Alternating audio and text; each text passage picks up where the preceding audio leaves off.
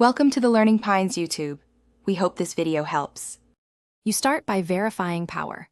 Fresh batteries or a charged keyboard prevent mid-pair failures. Next, turn the keyboard on and put it into Bluetooth pairing mode so it broadcasts. You'll see a blinking LED or hear a tone. On the iPhone, open Settings, tap Bluetooth, and stay on that screen so the phone actively scans. This combination, powered keyboard broadcasting and iPhone scanning, is the minimal required state to detect and connect devices reliably. Once the keyboard appears under other devices, tap its name to initiate a connection. This tells the iPhone to request a secure link. If the keyboard or iPhone shows a numeric code, type that code on the keyboard and press Enter. This confirms device identity and prevents accidental pairing. Make sure to accept any permission prompts so the iPhone can use the keyboard for text input. Once you see connected, test typing in notes to verify latency and layout match your expectations.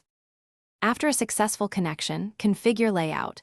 Go to Settings General Keyboard Hardware Keyboard to choose Language and Modifier keys so shortcuts work as expected.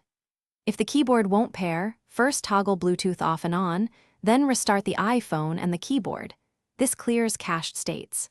If problems persist, unpair the device or perform the keyboard's factory reset procedure, then repeat pairing. Doing this removes stale pairings and resolves most. Thanks for watching. Consider subscribing if we helped you.